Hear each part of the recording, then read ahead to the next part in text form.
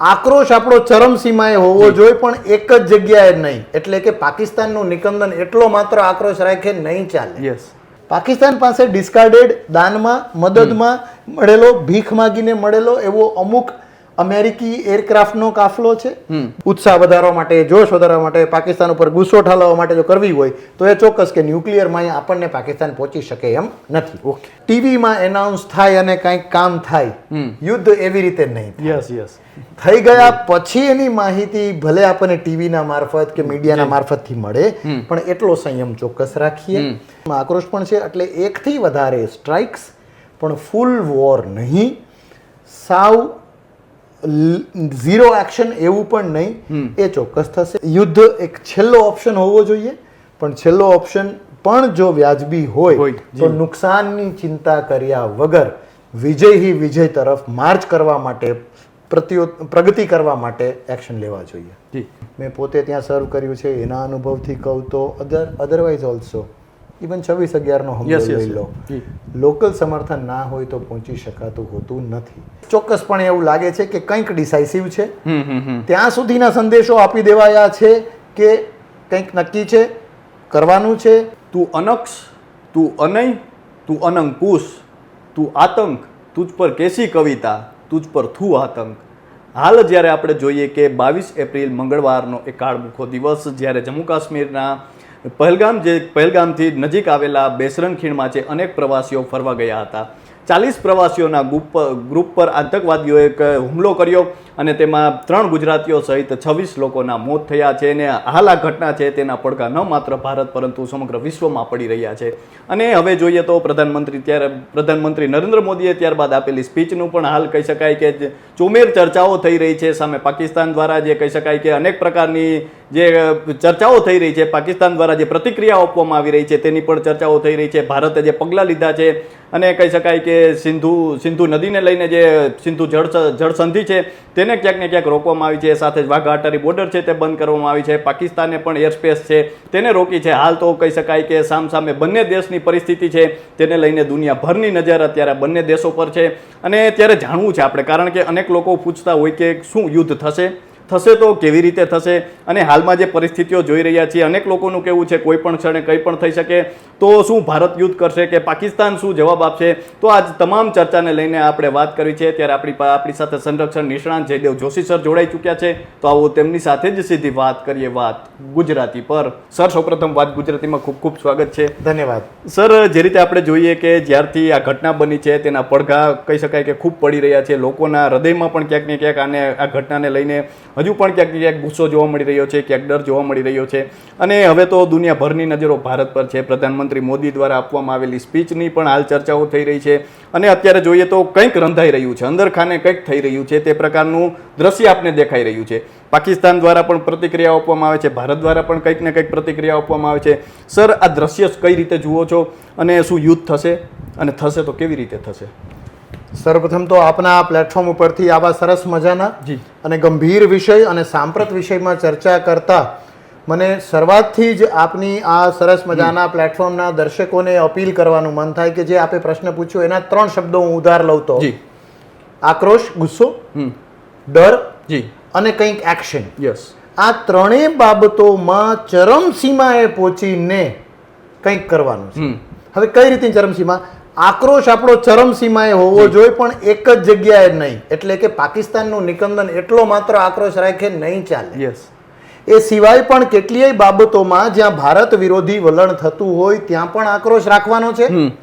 અને એવો આક્રોશ નથી રાખવાનો કે જે ઘણી વખત કહેવાતું હોય છે કે સોડા વોટર બોટલ ફિઝ, કે સોડાની બાટલી આપણે ખોલીએ ને એમાંથી જે પરપોટા નીકળે, ગેસ નીકળે અને થોડી વારમાં સમી જાય, તેવો સમી જાય એવો જો આક્રોશ રાખવો હોય તો અત્યારે આ નગારા વગાડીને થોડા સમય પછી બેસી જવાનું થાય. તો એ ના કરે આપણો દેશ, એ એક અપીલ. ડર પણ એક્સ્ટ્રીમ એ રીતે કે એવો ડર નહીં કે આપણે ફાટી પડીએ, આવી સાદી ભાષામાં કહું તો, કે પછી એવો ડર નહીં કે ઓ હવે તો કાશ્મીર જવાય નહીં, ઓ એક ધર્મ બીજા ધર્મ ઉપર આક્રમણ કરી રહ્યો છે, આવો ડર નહીં. એ ડર કે જો આપણે કાંઈક દરાર, કાંઈક તડ પડશે આપણી એકતામાં, આપણી યુનિટીમાં, આપણી સંરક્ષણની તૈયારીમાં, જી. આપણી સૈન્યની પ્રિપેર્ડનેસમાં. જો એ ડરને સતત રાખશું તો સતત સતર્ક રહેશું. જી તો એ લેવલનો ડર એવી રીતે રાખવાનો છે કે જો ડર્યા નહીં, સજાગ ન રહ્યા તો સતર્ક નહીં રહી શકાય. જી અને ત્રીજું આપણે એક્શનની વાત કરી. યસ આક્રોશ આક્રોશનું કામ કરતો હોય છે, ડર ડરનું કામ કરતો હોય છે, પણ એક્શન એક્શનની જગ્યાએ છે. અને સૈન્યમાં અમે એવું કહીએ કે સજા ઓર શાબાશી दोनों मिलनी चाहिए, યસ बराबर मिलनी चाहिए और वहीं के वहीं मिलनी चाहिए. બરાબરનો અર્થ છે કે પૂરતા પ્રમાણમાં, અને વહીં કે વહીં એટલે જ્યાં બન્યું છે એ જમ્મુ કાશ્મીરમાં. અહીંયા કંઈ થાય અને આપણે પાકિસ્તાનને તોડી નાખો, ફોડી નાખો, આતંકવાદી રાષ્ટ્ર જાહેર કરી દો એવું સંયુક્ત રાષ્ટ્રમાં બૂમ બરાડા પાડીએ એ નહીં. જી જો એક્શન હોવું જોઈએ તો અહીંયા જમ્મુ કાશ્મીરમાં Yes, yes, હોવું yes, જોઈએ. yes. તો આપના પ્રશ્નના જ આ 3 શબ્દો ઉધાર લઈને આપનો પ્રશ્નનો જવાબ એ જ કે આપણી પ્રતિક્રિયા એ જ હોવી જોઈએ કે જો શમી જવાનો હોય તો આ આક્રોશ ખોટો છે. રાઈટ સતત આક્રોશ રાખીને આપણા દૈનંદિન વ્યવહારમાં પણ દરેક ભારત વિરોધી વસ્તુ માટે આપણે આક્રોશ રાખવાના હોય તો બરાબર છે. ડરી જવા જેવો નહીં. ડર એવો કે મારી સતર્કતા, મારી સજાગતામાં મારે કમી નથી કરવી. એ થશે તો ક્યાંક મારી ભૂલ તો નહીં થઈ જાય કે દેશના રક્ષામાં હું ક્યાંક ઓછો થયો. એવું દરેક નાગરિક, માત્ર સૈનિક નહીં, દરેક નાગરિક રાખે. અને એક્શન એ કે એક્શન લેશે, એક્શન લેનાર લોકો એક્શન લેશે. એ એક્શન લેનાર લોકો બરાબર પકાવીને આપણને સૌને અનુકૂળ આવે એવું પીરસી શકે એવું એક્શન લે, એની ધીરજ પણ રાખવી પડે. જી જી જી તો મે બી આ જ પ્રતિક્રિયા. આપણે જોઈએ તો ભારત દ્વારા અત્યાર સુધીમાં જ એક્શન લેવામાં આવ્યા છે, એને કેપ્ટન જયદેવ જોશી સર કઈ રીતે જુએ છે? સાવ ટૂંકમાં કહું તો સૌથી વધારે મજબૂત એક્શનો લેવાના હોય એવું ઓલરેડી કહી શકાય. ઓકે આટલા મજબૂત એક્શનો લેવાના છે એટલે કદાચ જો આ શરૂઆત હોય તો આની ચરમસીમા કે આનો અંત ક્યાં આવશે એની એક સુખદ કલ્પના પણ થાય. ઓકે અત્યંત આકરા એક્શન એટલા માટે કહું છું કે આ સિંધુ વોટર ટ્રીટી જે છે એ 60માં થઈ. યસ એ એગ્રીકલ્ચર, ત્યાંની માનવતા, ત્યાંના નાગરિકોનું પીવાનું પાણી એ બધાને અસર કરે. 60માં આ ટ્રીટી લગભગ 9 વર્ષ સુધી વાતો મંત્રણાઓ આ તે બધું ચાલ્યું, પછી 60માં ફાઇનલાઇઝ થઈ. 65ની લડાઈ, 71ની લડાઈ, કારગિલની લડાઈ, એ પછી આપણી પાર્લામેન્ટ ઉપર જ્યારે અટેક થયો અને ઓપરેશન પરાક્રમ ના નામે સૌથી મોટા મોબિલાઇઝેશનમાંનું મોબિલાઇઝેશન થયું. અને એમાં અમારી રેજિમેન્ટ, જેમાં મેં મિલિટરીમાં સર્વિસ કરી, અમે પણ મોબિલાઇઝડ હતા. અને એમાં એ પ્રકારના આદેશ મધરાત્રે આપી દેવાયા હતા કે અમે, એટલે કે ઉપરથી જે ઓર્ડર આવે એ મિલિટરી કમાન્ડ, ત્યાંથી સવારે અમે ઓર્ડર પણ નહીં આપીએ, ઓર્ડર અત્યારથી આપી રાખીએ છીએ. તમને તમારી રીતે જ્યારે સૂર્યની પહેલી કિરણ દેખાય ત્યારે ગોળી ફૂટી જવી જોઈએ.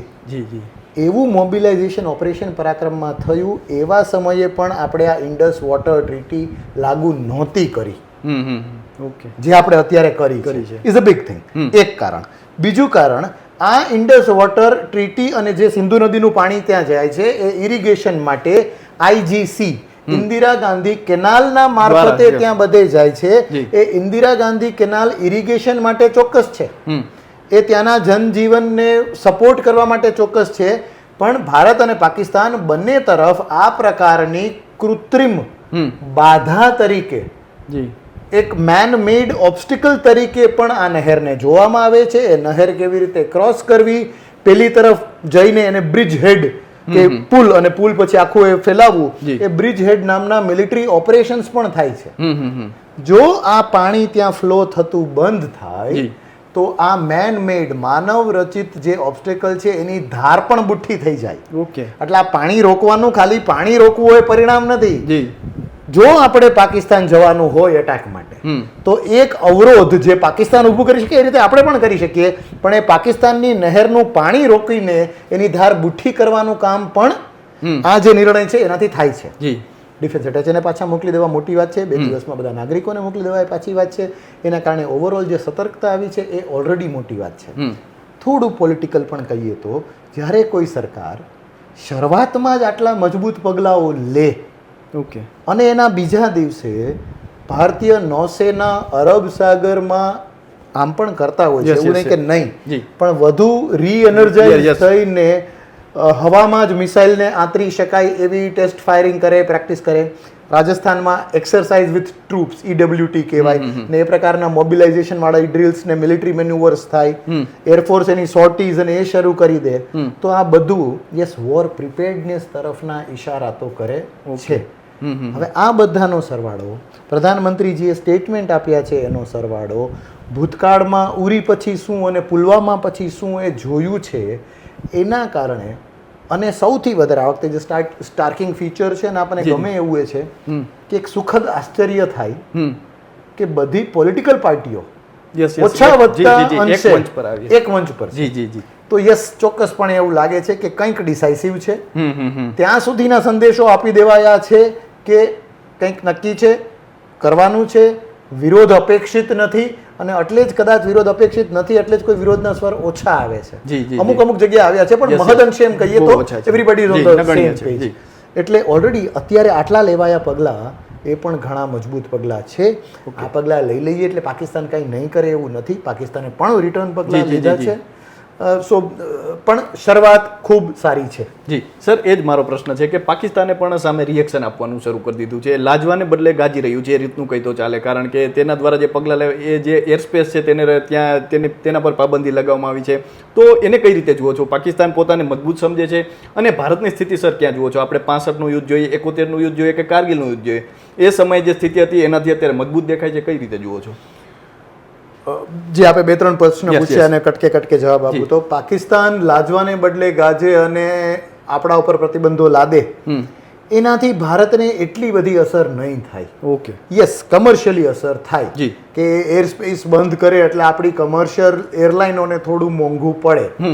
પણ જો સીધો જવાબ આનો રાખીએ તો એ છે કે રાષ્ટ્રીય સુરક્ષા, રાષ્ટ્રીય અસ્મિતા અને આપણા રાષ્ટ્રીય બંધુઓ, આપણા નાગરિકોના જીવની સામે અમુક ગેલન પેટ્રોલ કે અમુક પૈસા જો આપણે એક્સ્ટ્રા આપવા પડે વિદેશ હવાઈ પ્રવાસ માટે, તો એની તુલના કદાચ કાંઈ ના કહેવાય. એ સિવાયના કેટલાય પ્રતિબંધોની વાત પાકિસ્તાન કરે છે, જેમાં એમ કહે છે કે અમે શિમલા એગ્રીમેન્ટ, શિમલા ટ્રીટી છે એ નહીં માનીએ.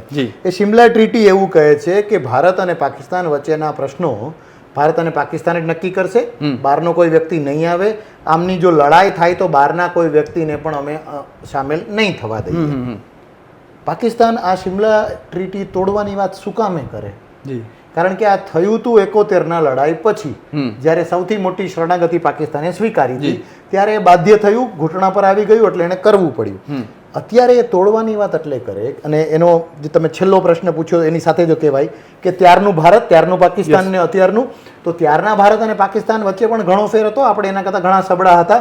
આજે એ ગેપ વધારે ને વધારે મોટો જ થયો છે.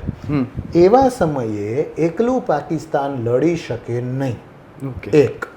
બીજું, પાકિસ્તાનનું મોટો ભાઈ ચીન, જેના ખુદના સ્વાર્થ પાકિસ્તાનમાં નિહિત છે, એ પણ અત્યારે પાકિસ્તાનની મદદે આવે એ સ્પષ્ટ છે. Yes yes. અને ત્રીજી અને છેલ્લી બાબત એની કે ચીનને આમાં ઇન્વોલ્વ કરવાનો માર્ગ મોકળો કરવા માટે આ શિમલા ટ્રીટી એને તોડવી જરૂરી છે. ઓકે. પણ આવું બધું થઈ જાય એટલે કંઈ ચીન સીધું લડાઈમાં આવી જશે એવું નથી થવાનું.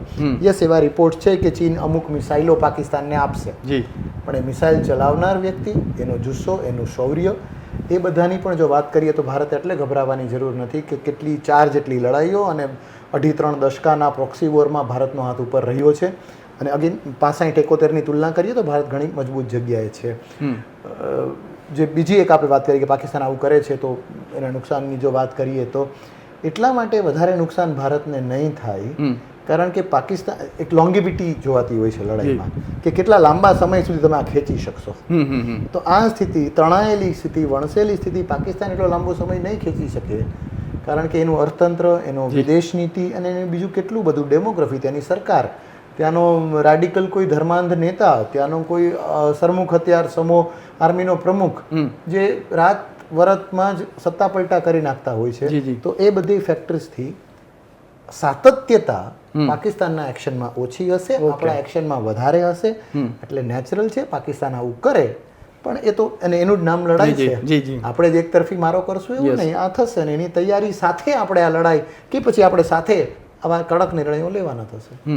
સર અત્યારે સેના જોઈએ તો સેના પણ પીઓકેમાં સર્ચ ઓપરેશન હાથ ધર્યું છે અને કહેવાય છે કે ત્યાં અનેક આતંકવાદીઓના જે કાફલા છે કે ત્યાં જે તેને અત્યારે ઉડાડવામાં આવે છે. તો સર એના વિશે જાણવું છે, થોડું ભૌગોલિક પણ જાણવું છે, પીઓકે વિશે જાણવું છે, એલઓસી વિશે જાણવું છે અને આતંકવાદીઓ કઈ રીતે ઘૂસી ગયા તેના વિશે પણ જાણવું છે. આતંકવાદી કઈ રીતે ઘૂસ્યા એની જો વાત કરીએ તો એ ઘૂસવાના ઘણા બધા રસ્તાઓ છે. ઓકે.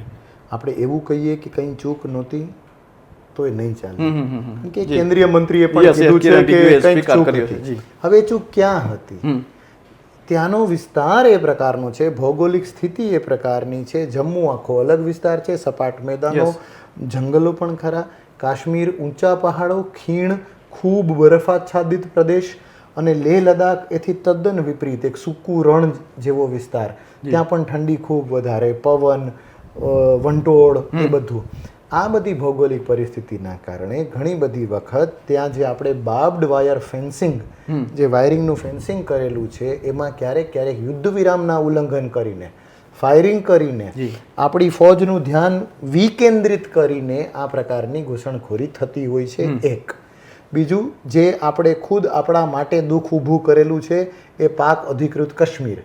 એ પાક અધિકૃત કાશ્મીર અને એમાંથી ક્યારેક લોકોની આવાજાહી, કોઈ બીજે કારણે આ પ્રકારની આવાજાહી, ચીન અને પાકિસ્તાન બંને સાથે મળીને જે રીતે ભારતની આસપાસના દેશોને થોડોક, જો હું એવો શબ્દ પ્રયોગ કરું કે પોતાના પ્યાદા બનાવવાનો જે પ્રયત્ન છે કે પર્લ્સ ઓફ ધ સ્ટ્રિંગ એવું એ લોકો કહે છે, જેમાં Sri Lanka, Bangladesh, even Myanmar to some extent, Nepal સુધી સામેલ કરે છે.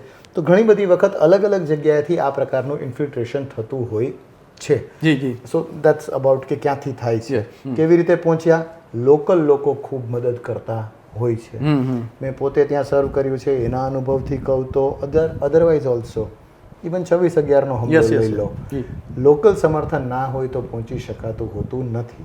એ ટેરર ફંડિંગ હોય, વાહનની વ્યવસ્થા હોય, વ્યક્તિ અલગથી આવે, હથિયાર અલગથી આવે એ વ્યવસ્થા હોય, લોકલ નોલેજની વાત હોય, તો એ બધામાં લોકલ સપોર્ટ મળતો હોય છે.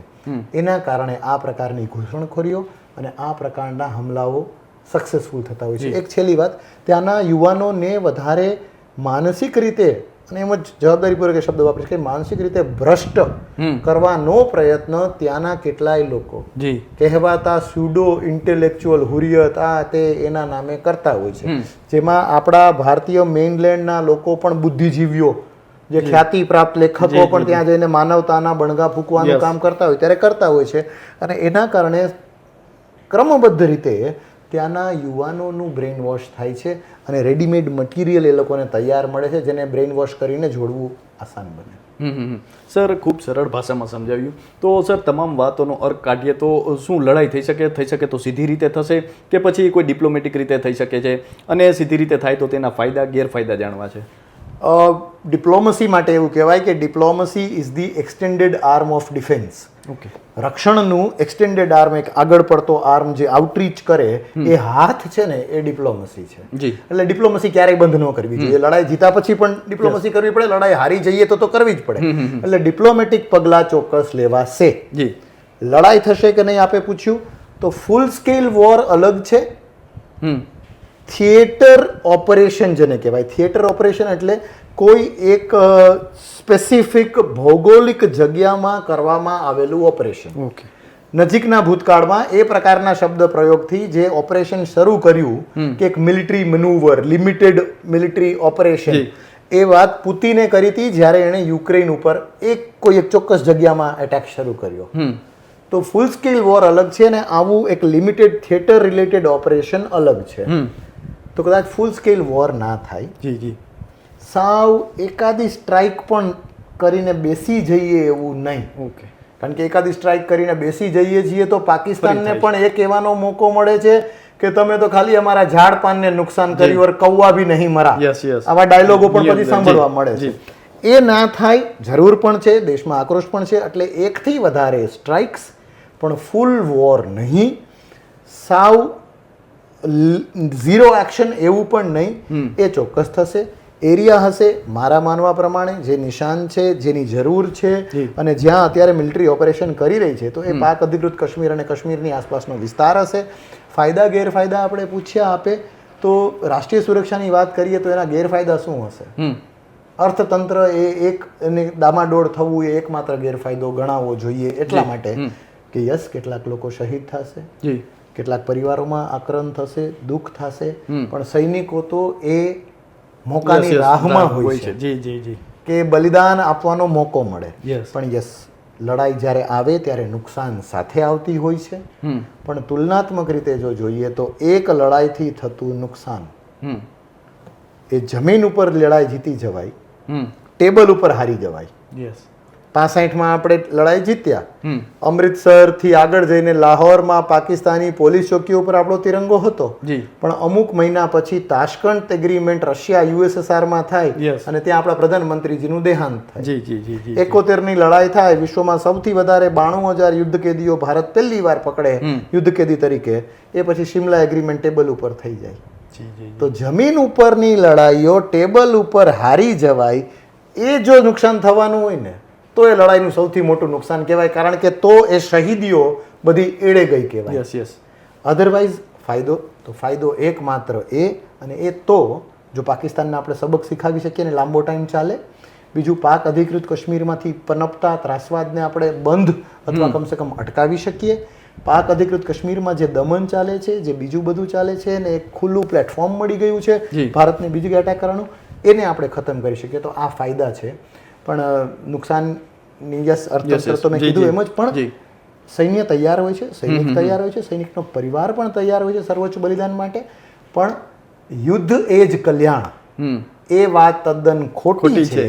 એને સૈન્યથી વધારે નજીકથી એના સૌથી વધારે રૌદ્ર રૂપમાં કોઈએ જોયું હોતું નથી. રાઈટ, ફિલ્મો સિવાય. એટલે યુદ્ધ એક છેલ્લો ઓપ્શન હોવો જોઈએ, પણ છેલ્લો ઓપ્શન પણ જો વ્યાજબી હોય તો નુકસાનની ચિંતા કર્યા વગર વિજય તરફ માર્ચ કરવા માટે, પ્રગતિ કરવા માટે એક્શન લેવા જોઈએ. જી સર, સશસ્ત્ર રીતે ભારત કેટલું મજબૂત છે? કારણ કે પાકિસ્તાન હવે જોઈએ તો 2-3 દિવસથી અણુને લઈને જે કહી શકાય કે એક પ્રકારના જે તેઓ લોકો નિવેદન આપી રહ્યા છે કે અમારી પાસે વધુ અણુ છે ને આમ કરશું તેમ કરશું, તો સશસ્ત્ર રીતે ભારત કેટલું મજબૂત છે? ભારતની સશસ્ત્ર શક્તિની વાત પછી કરીએ, પહેલા જરા અણુ બોમ્બની કે ન્યુક્લિયરની વાત પહેલા કરી લઈએ. તો ભારતની જે ફિલોસોફી છે એ છે ને આપણે કીધું પણ છે, આપણા ડોક્ટ્રીન તરીકે આપણે એને જાહેર કર્યું છે, એ છે કે નો ફર્સ્ટ યુઝ પોલિસી, કે આપણે ક્યારેય ન્યુક્લિયર હથિયાર પહેલા નહીં વાપરીએ. જો આપણા પર હુમલો થશે તો વાપરશું. હવે જેની સંખ્યા, ખાલી ન્યુક્લિયર બોમ્બની સંખ્યા કહીએ તો એમાં પણ જમીન આસમાનનો ફરક છે. પણ આપણે એ દિશામાં એટલે નથી જવું કે ભારત હંમેશાને માટે ન્યુક્લિયર વાળી વાત કરતો નથી. અને આપના માધ્યમથી આપણા દર્શકોને પણ આપણે એ કહીએ કે આ ન્યુક્લિયર વાળા ખોફ અને ડર થી એટલે દૂર રહેવું જોઈએ કે ન્યુક્લિયર બોમ્બ બની ગયા પછી પણ એક જ વાર ઉપયોગ થયા પછી ત્યારે અમુક રાષ્ટ્ર, 2-3 રાષ્ટ્ર પાસે જ હતું. હવે ઘણા રાષ્ટ્રો પાસે છે. ઘણી લડાઈઓ થઈ છે, ઘણી ખૂંખાર લડાઈઓ થઈ છે, પણ કોઈએ ન્યુક્લિયર બોમ્બ વાપર્યો નથી, કારણ કે વિશ્વ જાણે છે એની નુકસાન કરવાની ક્ષમતા. એટલે એની વાત આપણે ના કરીએ. એટલા માટે પણ ના કહીએ કે જ્યારે આપણે ન્યુક્લિયર બોમ્બનું પરીક્ષણ કર્યું ત્યારે વાજપેયીજીએ એમ કીધું હતું, અને કેટલી વાત ને ત્યાંના બાકીના નામ ને આખું અલગ ઇતિહાસ છે, કે ધ બુદ્ધા સ્માઇલ્સ, કે બુદ્ધ ભગવાન સ્મિત આપે છે. અને બુદ્ધ ભગવાનની વાત કરે તો કોઈ કે કેટલાય એક ભગવાનમાંથી બુદ્ધ ભગવાન એવી વાત નથી. બુદ્ધ ભગવાનનો ચિંધેલો મધ્યમ માર્ગ કે શૌર્ય છે પણ સંયમ સાથે, એના તરફ આપણે ઈશારો કરીએ. એટલે ન્યુક્લિયરની ચિંતા ના કરીએ, પણ તેમ છતાં ઉત્સાહ વધારવા માટે, જોશ વધારવા માટે, પાકિસ્તાન ઉપર ગુસ્સો ઠાલવવા માટે જો કરવી હોય તો એ ચોક્કસ કે ન્યુક્લિયરમાં આપણને પાકિસ્તાન પહોંચી શકે એમ નથી. બીજું જે આપણે પૂછ્યું કે સશસ્ત્ર રીતે કેટલા મજબૂત, તો આર્મી, એરફોર્સ, નેવી એ બધી બાબતોમાં સંખ્યાબળમાં આપણે એના કરતા 3-4 ગણા વધારે છીએ. આખા વિશ્વમાં જો વાત કરીએ કેટલામાં નંબરે, તો આપણું સૈન્ય, આર્મી, નેવી, એરફોર્સ બીજા, ત્રીજા, પાંચમા, ચોથા ક્રમે, એટલે સિંગલ ટોપ 5માં ત્રણેયમાં છે. સંખ્યા બળની વાત કરીએ વધારે છે, હથિયારોની સંખ્યાની વાત કરીએ વધારે છે, હથિયારો કેટલા અદ્યતન છે એમાં આપણે ઘણા બધા વધારે છીએ. આપણી પાસે જે છે એ અદ્યતન બહારથી ખરીદેલા હથિયાર, હવે તો ઇન્ડિજિનિયસલી ભારતમાં બનાવેલા હથિયાર, જેમાં LCA નામનું તેજસ એરક્રાફ્ટ પણ હોય, એવી એમ્ફીબિયસ રણગાડી પણ હોય, અને ભારતમાં જ બનેલી તોપ જે મોટી બોફોર્સ પ્રકારની તોપો હોય એવી પણ બનાવેલી હોય એને આપણે પોતે બનાવેલી હોય છે. પાકિસ્તાન પાસે ડિસ્કાર્ડેડ દાનમાં મદદમાં મળેલો ભીખ માગીને મળેલો એવો અમુક અમેરિકી એરક્રાફ્ટનો કાફલો છે, બીજા અમુક કાફલા છે. ચીન હમણાં એમને પેલા J-10 ને પ્લેન્સ આપે છે, પણ એમની પાસે સેકન્ડ ગ્રેડ વસ્તુઓ વધારે છે. તો એ રીતે પણ તુલનાત્મક રીતે. અને અંતે બધી વાત બોઇલ ડાઉન થાય છે કે the man behind the machine, એ હથિયારને ચલાવનાર વ્યક્તિ, તો એનું શૌર્ય અને એની શૌર્ય વિશે ભારત અને પાકિસ્તાન બંને જાણે છે. પાકિસ્તાન ખુદ જાણે છે કે કઈ રીતે આપણે એમને લડાઈઓમાં લપડાકો આપી છે.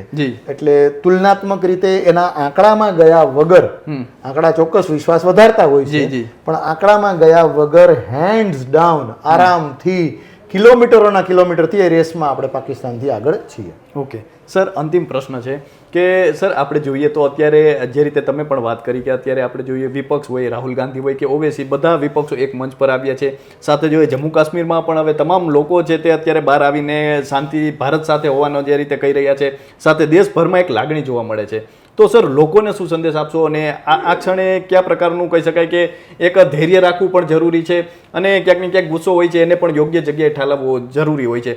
અને આજે જે કહેવામાં આવ્યું છે કે LOC પર કવરેજ કરવાની મનાઈ ફરમાવી છે, તો મીડિયામાં, સોશિયલ મીડિયામાં અનેક એવી ગુપ્ત વસ્તુ છે તેને લઈને, કારણ કે 26/11માં આપણે જોયું હતું જે મીડિયા દ્વારા થયું હતું, ઉદ્દેશ્ય ખરાબ નહોતો પણ ક્યાંક ને ક્યાંક માહિતી છે તે લીક થતી હોય છે. તો સર કેટલું ધ્યાન રાખવું અને આ ડરવું પણ નહીં અને ક્યાંક ને ક્યાંક શૌર્યની પણ સર કઈ રીતે બેલેન્સ કરવું એના વિશે કહો. બેલેન્સની આપણે વાત કરીએ એટલે સંયમ સાથેનો આક્રોશ જો રાખીએ તો ઉત્તમ. આ એક વાત હું કહીશ. બીજી વાત, મીડિયા, યસ, આપ જેવા સારા મીડિયા હાઉસીસ અને લગભગ બધા મીડિયા હાઉસીસનો પ્રયત્ન એ જ હોય છે, ક્યારેક કંઈક ગફલત થઈ જાય એ વાત અલગ છે, કે પછી એ ગફલત પણ ગફલત ના હોય, કોઈ બીજો વ્યક્તિ એનો ખોટો ઉપયોગ કરી લેતો હોય છે.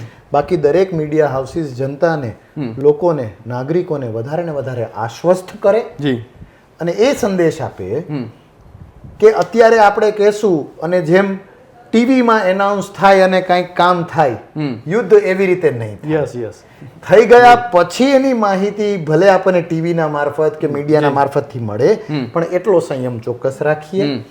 એથી વધારે જે તમે થોડી પોલિટિકલ પાર્ટી ને આ તે બીજી ને એ સંદેશની વાત કરી, અને જે રીતે આ આતંકીઓનો હેતુ હતો મઝહબ પૂછીને મારવા, એ લોકો તો ઈચ્છતા હતા કે હિન્દુ મુસ્લિમ થાય, વર્સિસ વાળું થાય, ધર્મનો વિગ્રહ થાય. એ કર્યા વગર થોડા સમય સુધી આપણી પૂજા પદ્ધતિ અને આપણો જન્મથી કે આપણે પ્રેક્ટિસિંગ જે ધર્મ હોય એ ધર્મની સાથોસાથ કદાચ એ ધર્મથી ઉપર પોતપોતાના ઈષ્ટદેવને પગે લાગીને એમ કહીએ, રિક્વેસ્ટ કરીએ કે થોડા સમય માટે અને ટેવ પાડીને જિંદગીભર માટે ભારતીયતા મારો પહેલો ધર્મ છે, મારી સાથે ઊભો રહેનાર બીજા ધર્મનો વ્યક્તિ પણ હોય અને એ પણ મારા જેટલો જ ભારતીય હોય, તો ગદ્દાર આપણામાં પણ હશે, પણ એ પણ મારા જેટલો ભારતીય હોય તો એ મારો ભાઈ છે. ધર્મના કારણે ભારતની શક્તિ તૂટે, ભારત માતાના સંતાનો વચ્ચે સંપ ભાંગે, કુસંપ થાય, એ સ્થિતિ ન આવવા દે, એ સંદેશ. તો સર અમારી સાથે જોડાવા બદલ અને આપનો કિંમતી સમય આપવા બદલ ખૂબ ખૂબ આભાર. તો આ હતા કેપ્ટન જયદેવ જોશી સર, અને તેમને જે રીતે વાત કરી કે અત્યારે સંયમ રાખવાની જરૂર છે અને ક્યાંક ને ક્યાંક સેના છે તે તેનું કામ કરી રહી છે અને કહી શકાય તમામ પ્રકારના જે પગલાં છે તે અત્યારે લેવાઈ રહ્યા છે અને ભવિષ્ય તરફ નજર છે. તો અત્યારે બસ આટલું જ. ફરી મળતા રહીશું વાત ગુજરાતી પર.